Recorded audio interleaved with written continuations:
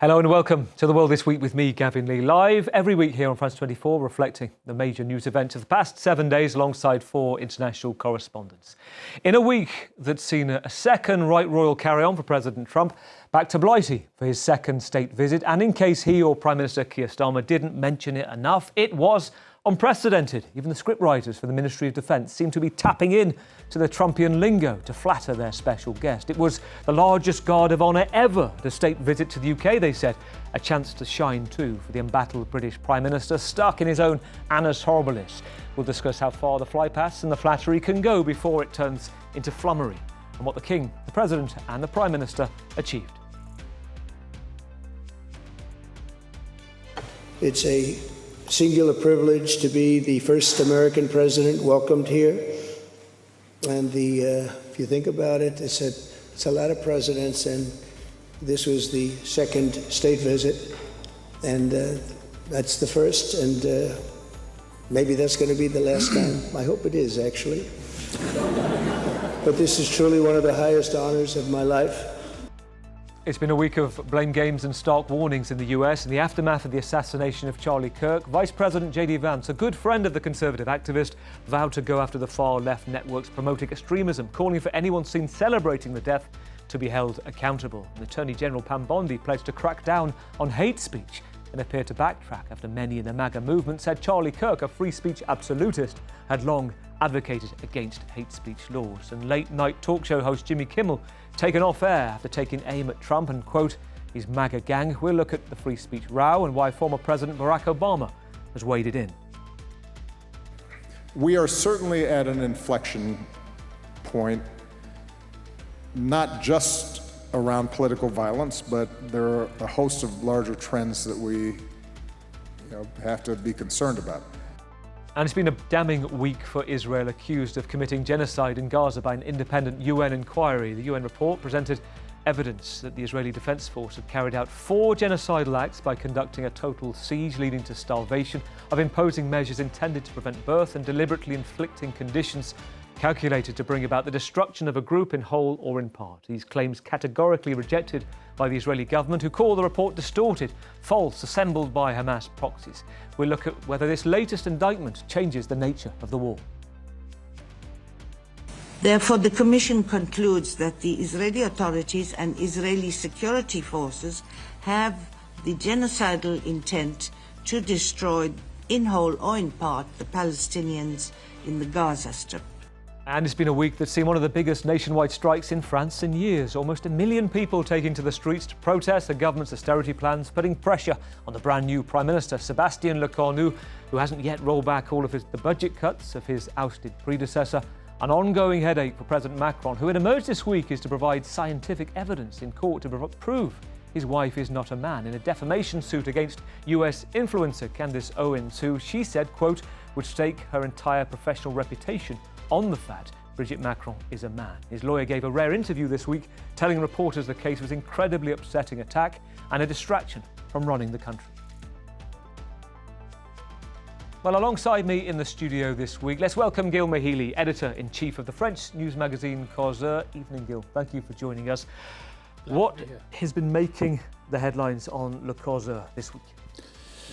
Well, there were quite a few important events this week. I think the most important was the declaration of the mutual defense accord between Pakistan and Saudi Arabia, and the fact that Qatar and the Emirates will join in. It's very important. It's not a revolution. Relations between Pakistan and Saudi Arabia go back even before the separation between India and Pakistan, but it's still a very, very important move, and it changes the geopolitics of the region. A really good point. This is easily missed as well. So this off the back of the attacks by Israeli jets in Doha, and those negotiators, a meeting between the Muslim leaders, Middle East leaders as well, and suddenly we have this pact, essentially a mini NATO Article 5, isn't it? Not quite. And I don't think it was negotiated in the 10 days that passed since the Israeli attack against Doha. But was it heightened by that? I do think that everyone is adapting to the fact that the United States is withdrawing from the world, and that just like with NATO, you cannot trust the United States Article 5 in Europe or anywhere else as a metaphor. Taiwan is alone, the Middle East American allies are alone, and the Europeans are alone. Great to have you with us, Gil. It's quite... No, I'm glad you mentioned that, because that story can be easily missed this week. Let's also bring in Doug Herbert, France 24's international affairs commentator. Well, Gavin. Doug, Putin has Intervision running this week. Always the first word you say to me, Putin, right? It Can't is. escape it. You okay. spent many years in Moscow. You earned your stripes there. I'm stalked. And let me talk to you about this big pro-rival Eurovision event. Yeah. Also the fact that that's been making headline this week, and Yeah. very few headlines about the Ukraine conflict. Does that tell us about and speak volumes about the lack of progress on Ukraine? It speaks many volumes. Look, it's basically it's called intervidение in Russian. It's the retort, the Russia's retort to Eurovision. It's basically Putin saying, you have your soft power? Well, hey, you know what? I'll see your soft power and I'll raise you one. Because basically what we're seeing at this alternative, it's really a revival. It's a rehash from the Soviet era. They were kicked out. Created in the 60s, early 70s. It was around for a few years there. Then it sort of disappeared for decades. Yeah. It's back now because why? Nominally because Russia's been banned from these types of soft power, cultural and international and sporting events since its full-fledged invasion of Ukraine. So it's bringing it back. Over 20 countries participating. Here's a surprise on that list. Among the participating countries, there's a contestant from the United States. Well, there was. Hasn't he pulled out last minute? I know there was one who pulled out and one who's now replaced, an Australian-born contestant who is going to be representing the U.S. You're right, someone did pull out. And is this post-Alaska meeting between Putin and Trump? You got me on that one. It's putting me on the spot. You'll be watching this weekend. It could be. I'll be glued to my Can you set. sing it? But it was a bit. No, I cannot. I will not even attempt it. But it really is. I think there's over 20 countries. I think the last count was 23 countries, and it brings in a lot of those BRICS, and it's sort of a revival, the cultural equivalent of what we saw at that recent Xi Jinping and North Korean leader meeting. It's all of what the West would see as the unsavory elements, the autocratic set. But it's Putin saying, we represent more than half the world's population. Here we are, our soft power versus yours any day. Well, soft power. East Side Story. I like it. Excellent. That's why we have you here. Plagiarize that. That's why you're the editor-in-chief. Right, OK, well, that soft power is going to dominate quite a lot of the world this week. Let's go to Lebanon, where we're joined by the Iranian-American journalist, writer, broadcaster, author of The Heartbeat of Iran, Tara Kangalo. Evening, Tara. After years, Tara, I know of reporting from conflict zones, you set up the charity The Art of Hope, and that is the reason you're in Lebanon, before that in Syria. Tell us about what you're doing and the aim of the charity. Thank you so much, Gavin. It's good to be with you all, and I hope the connection holds. I was just told that if there are any Israeli flights or planes, rather, over us, it would get even worse. I was just in Syria, and I can go on and on about what I saw, particularly in Ghouta, in eastern Ghouta and Douma, the two sites that undergone horrific chemical attacks by the Assad regime. But you mentioned Art of Hope, and I thank you for that, because Art of Hope is the first American nonprofit that strictly focuses on trauma relief and mental health support for war-torn refugees and IDPs, individuals that I've met over the years, starting with the war in Syria, who fled to Lebanon, and in fact, they're now going back to their country, and that's actually quite a jubilant time for them. And we can certainly talk about that. But what Art of Hope does, Gavin, we partner with local mental health professionals, with local teachers, artists, musicians, to work with their own community, to help heal the invisible wounds of war and conflict. And these are deeply, deeply rooted scars that need attention.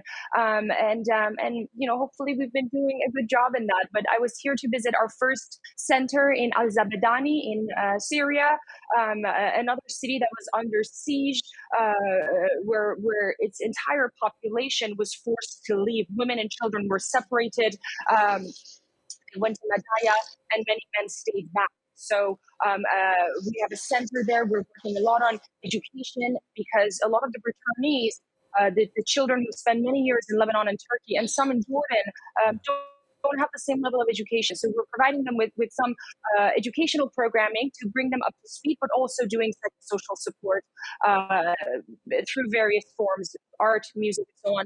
And I want to say that I want to give a shout out to our Gaza team. Art of Focus has 2 programs in Gaza with 10 teachers. And I will say that the last 2 days, I have not heard from 4 of our teachers in Gaza City who are among the many hundreds of people who are forcefully pushed down to the south and displaced by the Israeli forces. Tara, great to have you with us. I think there's 600,000 people still in Gaza City as that offensive deepens there, the ground offensives. Thanks for being with us and great to have your insight from there tonight. Let's go to our next correspondent. You briefly saw Foreign Affairs editor who knows the people and politics of Lebanon very well. Venetia Rainey joins us from London. Welcome, Venetia. And I should say, former Middle East correspondent, now co-host of the Telegraph's Battle Lines podcast, explores geopolitical tensions, international conflicts and military developments. Tell us about Battle Lines. It's a crowded podcast field that you're in. The reviews are excellent. I love it. Tell us how it's grown and where you take us to with it, Venetia. Well, I'm happy to hear that, Gavin. Thank you very much for that very positive review. Yes, we cover defence, geopolitics, conflict for the Telegraph's audience mainly and a broader audience as well. So a right of centre audience here in the UK and around the world. This week, for example, that's Tara's excellent book up there, which I highly recommend to everyone. It looks fantastic. This week, we were speaking to Chris Sidoti, who's one of the authors of the UN report that found that Israel is committing genocide in Gaza. We today just put out an episode talking about the transatlantic far-right relationship, looking at Trump's state visit, but also the darker side to that special relationship between the US and the UK. So lots to be getting into that I know we'll be discussing on your show today. Well, something that fascinated me this week, and also that particular conversation you had today, will be very, very useful to have later in the programme. But one thing that you looked at, and a lot of media organisations easily overlook, is this chaotic protest we've seen in the past couple of weeks in Nepal, the banning of social media sites there, and how GPT, I should say, and the open source platform Discourse played a massive role in the election of a new Prime Minister. Yeah, such a fascinating story. And as you say, easy to get lost in amongst all of the other massive news that's happening. But this was such a fascinating twist on, we've seen lots of social media driven protests all around the world, and particularly in the Middle East, which is my speciality, as you say, was a former correspondent from that region. And in Nepal, there's been lots of unrest driven by social media. There were protests earlier this year, actually, pro-monarchy protests. The monarchy was abolished in 2008, and now we have a series of sort of rotating communist parties that control Nepal. But as you say, that we had historic protests last week that were driven by chats that were occurring on Discord, which is a gaming social media website. All of the other ones were banned by the army, and so everyone went onto Discord to try and discuss what next, how do we organise, and they ended up organising to the extent that a committee of Gen Z youthers, it's a bit of a dismissive term, but young people basically, were invited in by the army and other politicians to decide who would lead the country next, and they chose someone, a 72-year-old actually, not someone young, who will lead the country for the next 6 months until they can have elections.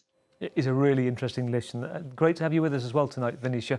And let's start where you are in the UK. A busy week for British police and security services this week, starting with the huge Unite the Kingdom street protest that took place in London on Saturday, when hundreds of thousands gathered to demonstrate over the issues of mass immigration and the country's cultural identity. There will be little rest for Britain's security services as Tuesday evening saw the arrival of President Trump for his second state visit to the UK, a special moment for a special relationship, said the Prime Minister Keir Starmer, a story that began with that hand-delivered letter to the White House from the King 6 months ago. And so, to Windsor Castle on Wednesday, the centrepiece of the visit, a 10 a.m. Guard of Honour, biggest on record ever. A chance to inspect the troops alongside the King, the Queen, the Prince, the Princess, a 41-gun salute with bagpipes too, a nod to Trump's mother's Scottish roots. And this was the day Trump's team said he was most looking forward to, the honour of being the chosen one, twice. And at the optically opulent state banquet, the King threw in a little banter.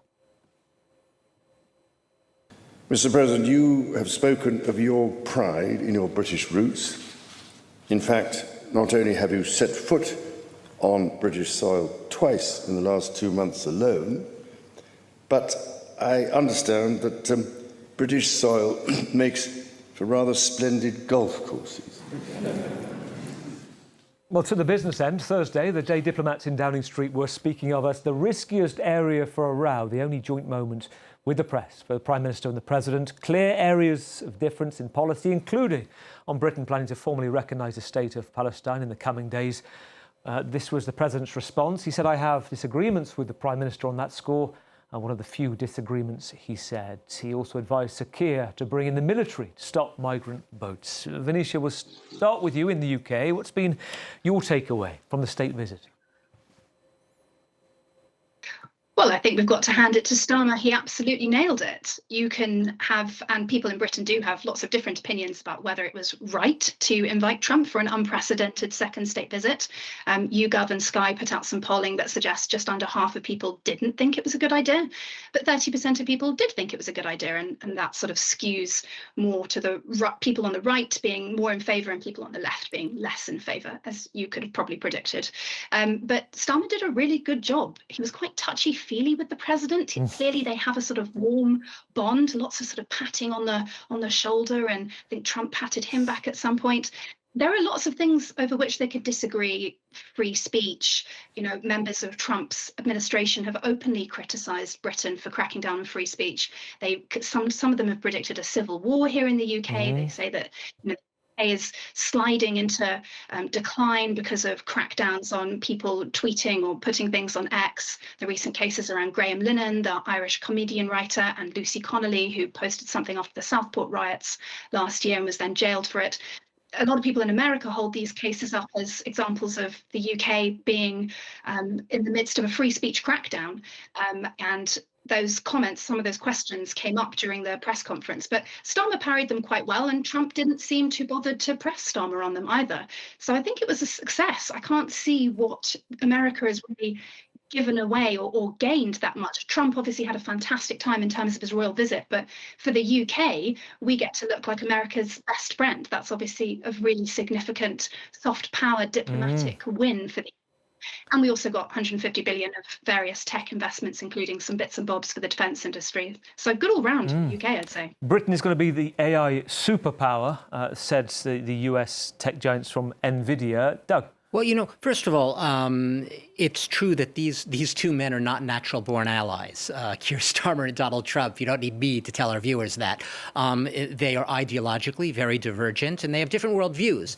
But what's interesting about it, and it's almost this sort of peculiar chemistry that they have seemed to truly establish, Donald Trump actually saying, I like Keir Starmer, So it's like I said, not natural-born allies, and yet they found a way to develop a bond that has eluded, let's be honest and frank, it's eluded a lot of other leaders who have sought to, go to Trump. Some would, more detractors would say, Zelensky, for example. to Trump. Exactly. And what's interesting here is if you're on the critical side of the spectrum, the flip side, that Starmer didn't nail it. If you're of that sort of view, you would say he was more like a supplicant. He appeared to trip over himself, not to do anything that would ruffle Donald Trump in any way, not to do anything that might be perceived by Donald Trump as a slight, Donald Trump being notoriously perhaps thin-skinned or seen that way.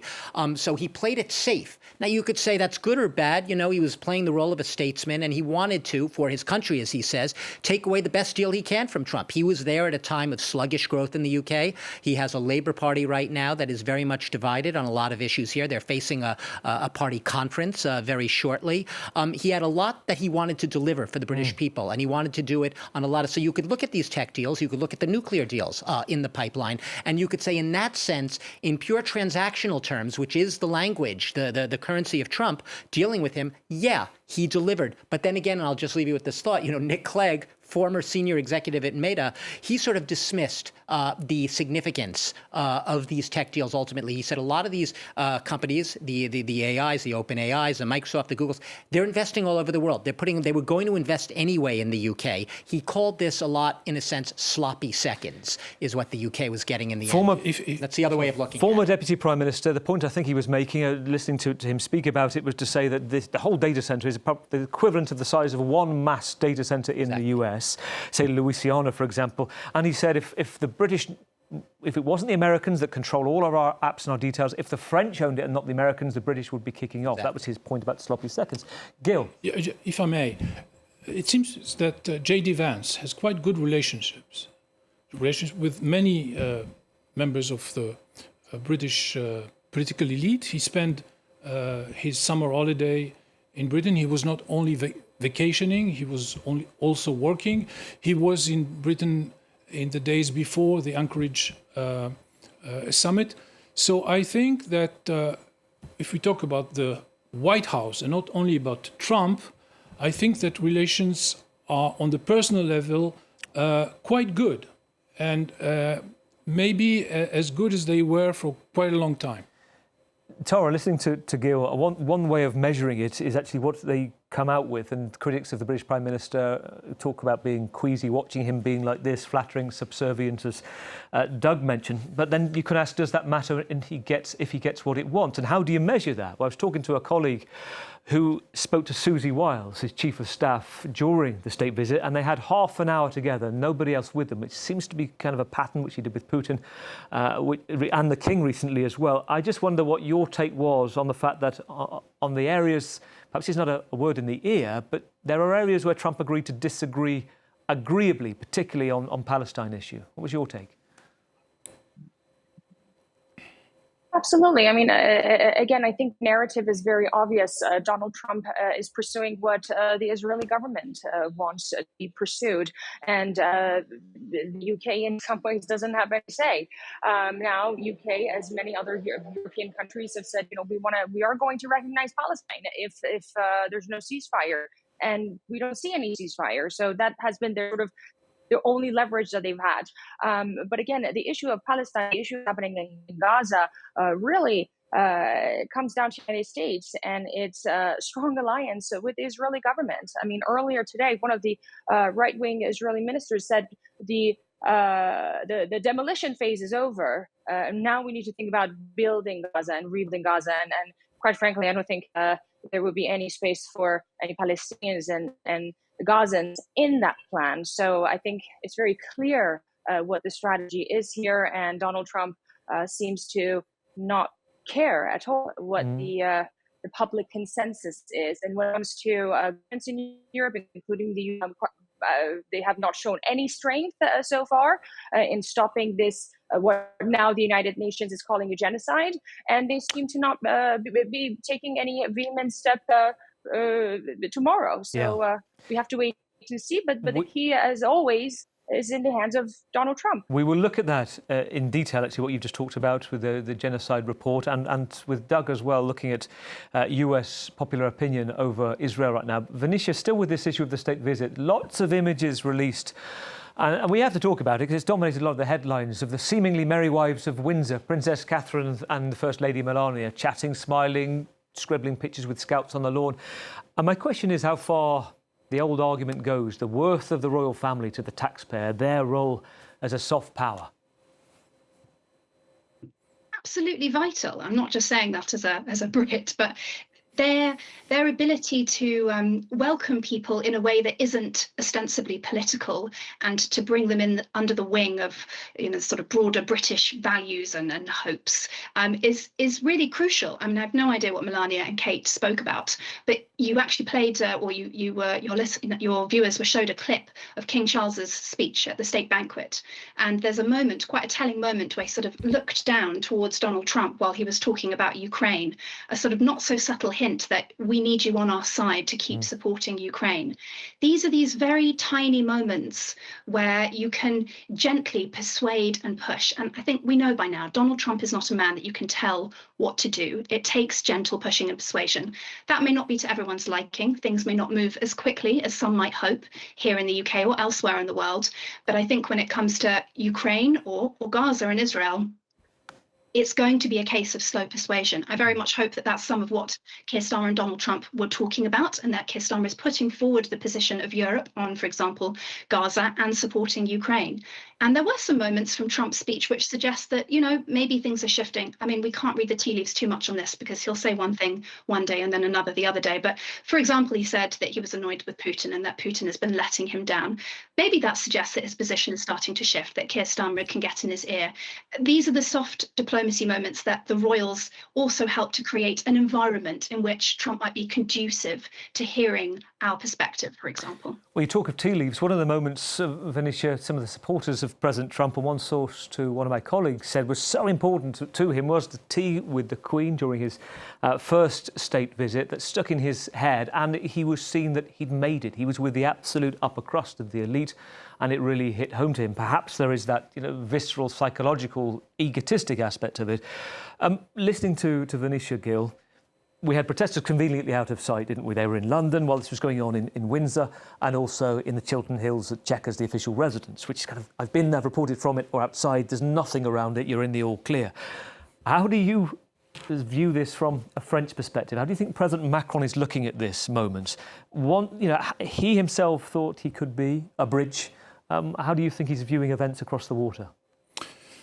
I think everyone is focused on the mission, and the mission is to keep Trump and the United States on the Ukrainian alliance at all price. And no matter who's going to get delivered the merchandise, they are working together on that. The situation today is that there's no West because the United States decided that they don't care to lead this camp. They are doing an auction. They are selling their support to the highest bidder. So Putin is probably making proposition to the United States to abandon Ukraine so that he could win the war.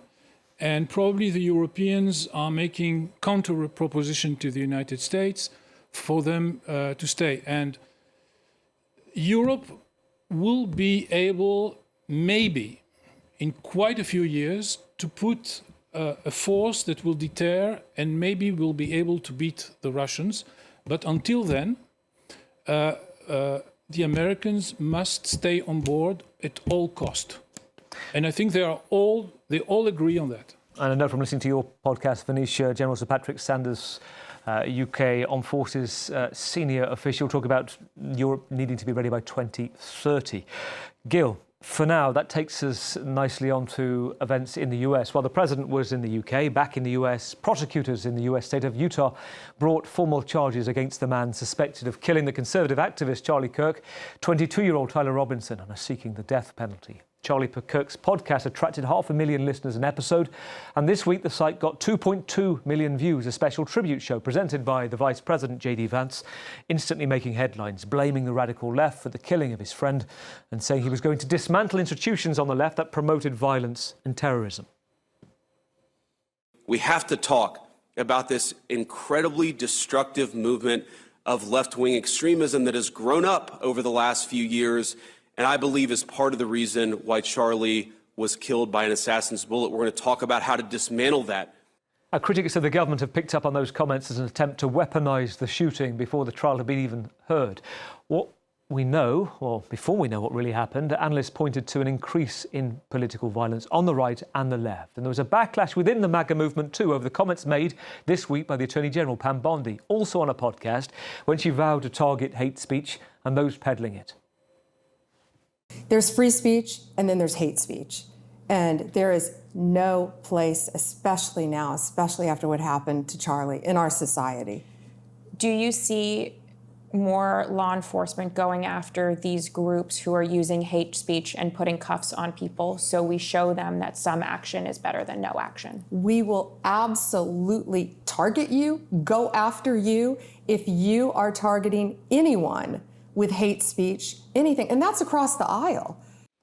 And then on Wednesday, the late-night TV host Jimmy Kimmel was taken off-air by ABC following comments he made about the assassination of Charlie Kirk. And the following day, President Trump, in suggesting Jimmy Kimmel was taken off because he's not talented, with poor reviews, he went on to say TV networks opposed to him should maybe lose their license. Doug, let's start with you and the Jimmy Kimmel sacking, the so-called Charlie Kirk rant. What does it tell us about free speech in America? It tells us that everyone has extremely different understandings of what free speech is, and especially as it was perhaps originally envisaged by the constitutional framers. What type of speech does free speech allow? What does it protect? What are the boundaries of free speech? The classic example American children are brought up with is, yelling fire in a crowded theater, right? You can't do it because obviously you're going to cause harm, potential disaster, right, to the public. So there has to be some sort of limit, responsible free speech. I will say that in this case, this has almost transcended this free speech debate, because we had last week, right, you were on the show talking about the Charlie Kirk, the tragedy of Charlie Kirk's assassination, which every reasonable person agreed was an absolute tragedy on so many different levels, personally, for his family, for him, for so many things in America at a very difficult time. But then came the reaction to the tragedy. And now we are in a new phase. We're in the reaction to the reaction. And what is striking me about the reaction to the reaction is we are getting further and further away from actual rage or anger being directed at the assassin, right? This presumably unhinged individual, for whatever reasons he had. He hasn't really been cooperating with the prosecutors, investigators, assassinated someone in broad daylight at a very public event.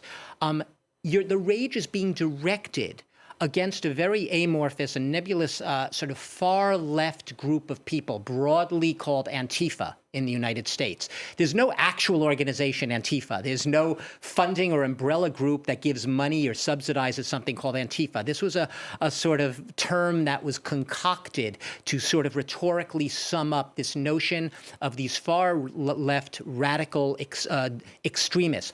Democrats, because remember, in the past week, we've also had, as part of that reaction, people calling for the banning of the Democratic Party. We've had that in some sectors of social media, branding Democrats as terrorists. So in this reaction to the reaction, it is the fact the rage is being directed very broadly against anyone who is a political opponent or perceived as a political opponent. Perhaps that is a very significant distinction. Perceived as a political opponent or a critic of Donald Trump and more broadly of his MAGA movement. So, and lost in that is any sense of perspective. So not to point fingers of blame at one side or the other. We've seen political violence. It is an undercurrent in American history. I don't have to sit here and give a history lesson to our viewers. But lost in that is a perhaps more sober debate about who and what should be the terms of this debate and who some of this anger should be directed at, and how should we channel that in a more positive way. Venetia, Doug talking about how it's kind of two dials, really, looking at its free speech, but also the Trump versus the TV networks. And it's fair to say, isn't it, a lot of the TV networks, particularly when it comes to ABC's umbrella organisation, they're looking at a wider merger, wider control of, or wider influence and more houses to reach in the US. And so this is more than just, a singular decision about one man. And does that get to the heart of where this is going, about the worry of silencing criticism against Trump?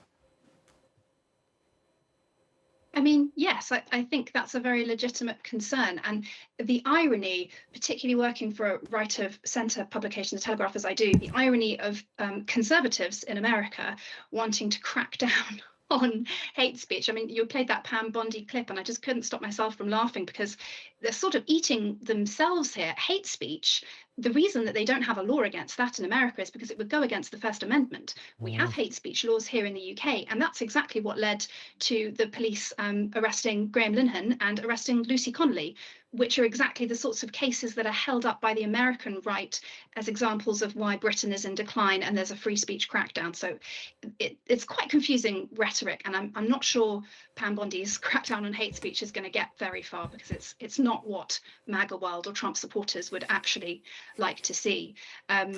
It's worth saying about Jimmy Kimmel. Yes. Sorry, yeah, please. No, it's worth saying, because you look at this in deeper aspect in your podcast, but the concern of the US right, or hyping up and looking at free speech in the UK, is on those two issues, isn't it? Particularly Graham Linehan, the former writer of Father Ted, the comedian who made some tweets, particularly talking about if a trans person goes into a woman's toilets, the last resort should be, quote, I think I'm right in paraphrasing, to kick them in the balls. So that led to him being arrested as soon as he arrived from the US into the UK with 5 armed officers.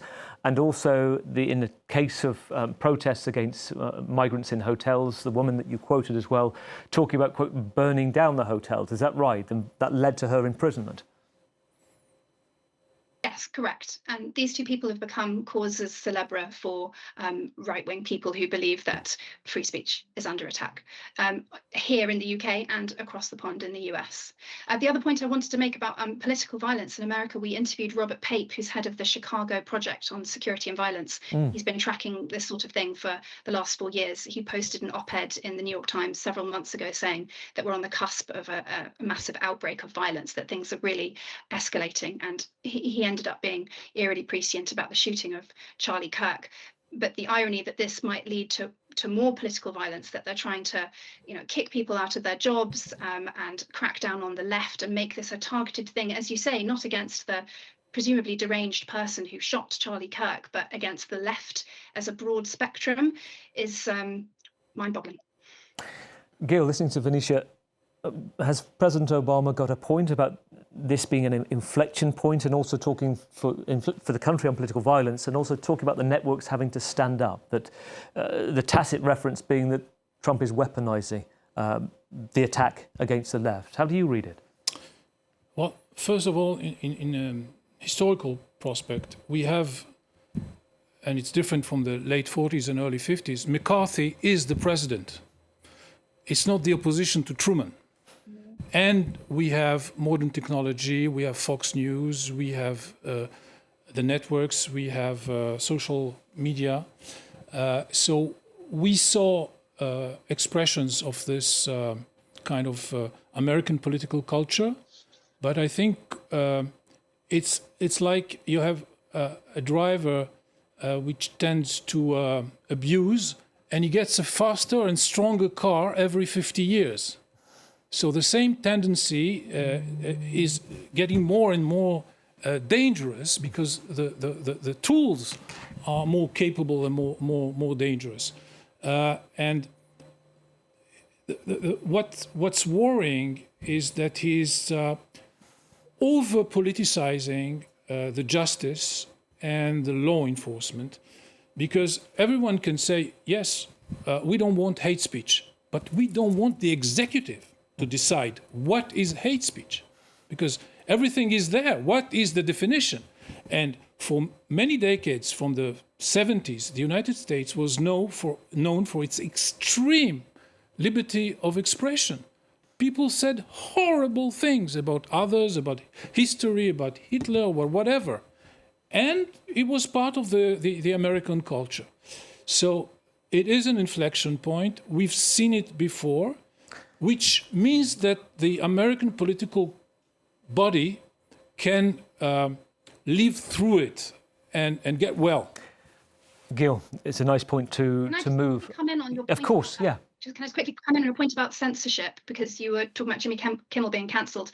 And we also had, and this refers back to the Trump state visit we were talking about, ABC, the American broadcaster, not the Australian broadcaster, sorry, not the American one, was banned from attending the pool arrangements. And that comes, they denied any link, but it comes several days after an Australian journalist asked Trump directly how much richer he'd got since he went into the Oval Office. And Trump was really visibly irritated by the question and said that the journalist had damaged Australia and all of this. So I think we are seeing censorship. I mean, it's hard to deny that that's happening. Yeah, cases with ABC paying out for its news division as well over comments by its presenter. An action against the New York Times and Murdoch too, of comments that Trump didn't like. Tara, you wanted to come in? If that's okay, because as you mentioned, I'm originally from Iran, but I'm an American journalist, and all I can think of is the inability of Iranian journalists, something that I can relate to have freedom of press, freedom of expression, freedom of speech, right? And even now, I will be arrested for my work in Iran. And that's why, for me, as an immigrant, being a journalist and reporter in the United States was the pit of truth-telling. And quite frankly, that no longer exists, and we're seeing that. And I think that's something that sends a horrific message to the rest of the world. A country that prides itself as being a democratic nation that has values that the rest of the world should emulate is essentially going against its own First Amendment. That's quite troubling.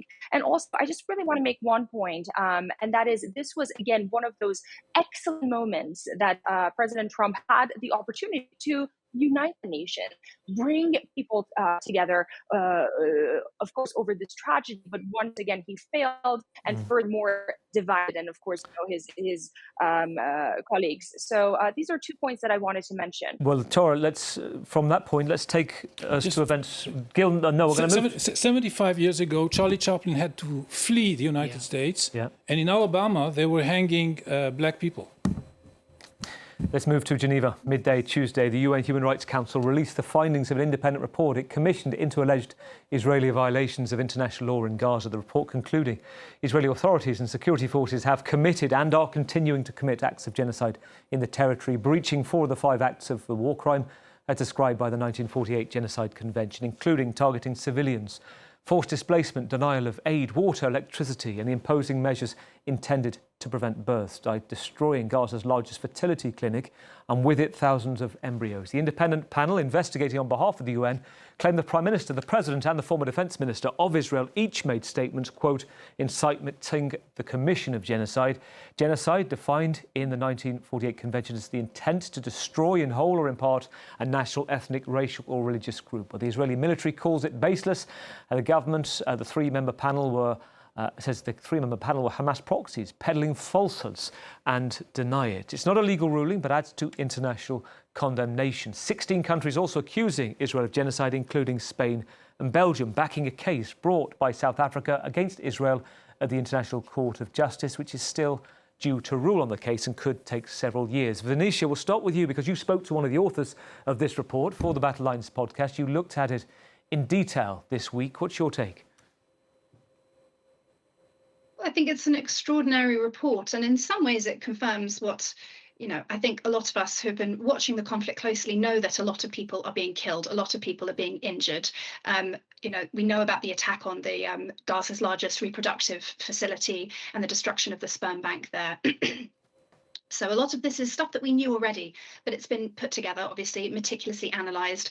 The report, Chris Sidoti, whom I spoke to for Battle Lines this week, he told me about how the committee went out of their way to corroborate all of the evidence themselves. They spoke to people themselves. They were analysing, videos like you're showing right now and pictures themselves. So it was very, very rigorous, very thorough. I think what's new for people who've been following this conflict closely is their decision on their ruling on intent. And he did describe it as a legal finding. They're all lawyers and it's a legal body, although it doesn't have any legal implications yet. That would be the International Criminal Court of Justice's case, which we don't expect for a few years. He said that Gaza was unique in the fact that no one can escape. And he said that part of their intent finding was based on this fact, that there was nowhere for 2 million people to escape to escape the starvation, to escape the bombing, and Israel knew that. They obviously also based their intent finding on very clear comments by Yoav Gallant, the former defense minister, Benjamin Netanyahu, the current Israeli prime minister, Isaac Herzog, the current Israeli president.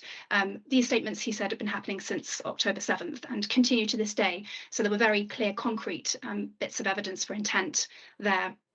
I do think it's also worth mentioning, you cited some of Israel's response there, and they've accused this report of being anti-Semitic, of the report's authors of being anti-Semitic, and of the UN in general of being anti-Semitic. He laughed off a lot of those criticisms and said it was ridiculous that anyone could accuse Antonio Guterres, the head of the UN, of being anti-Semitic.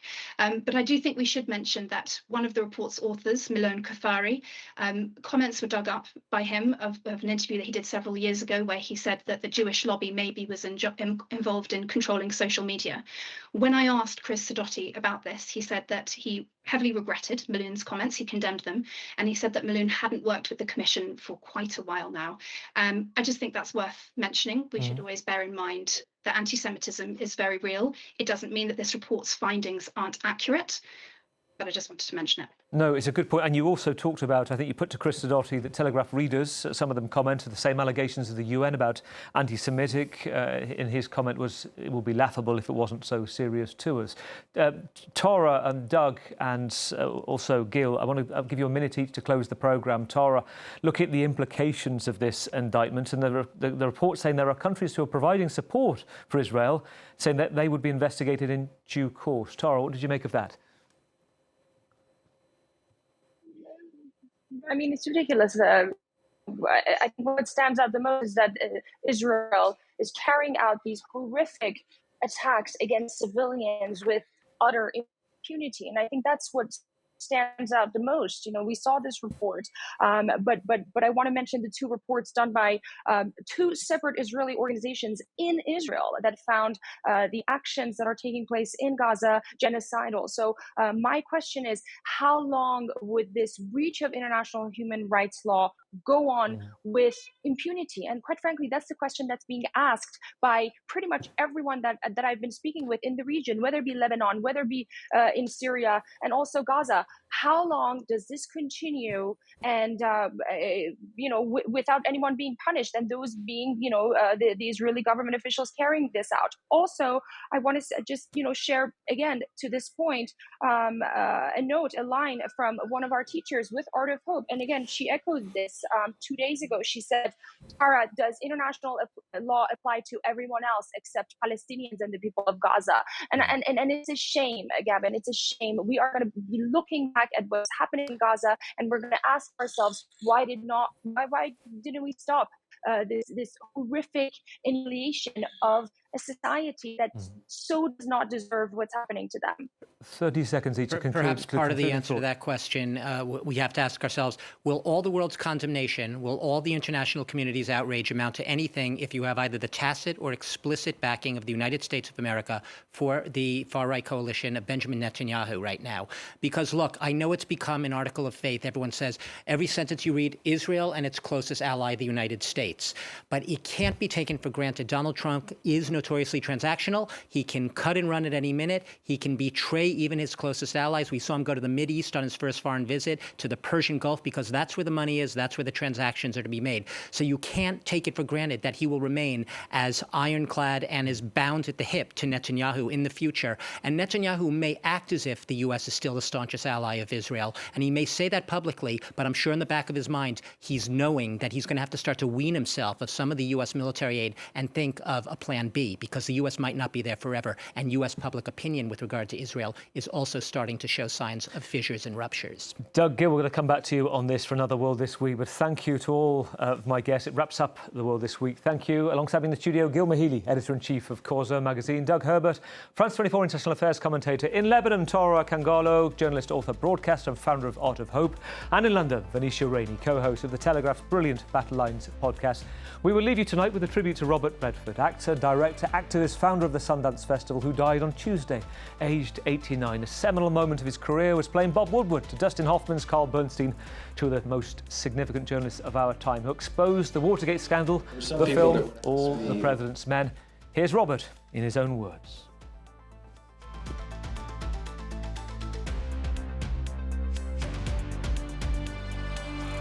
Support that can go on and on and on as long as we respond to what is inevitable, which is change.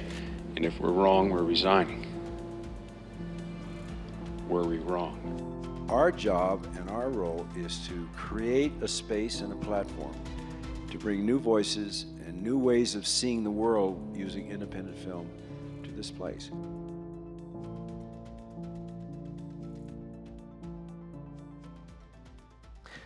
We'll see you in 7 days for the World next week.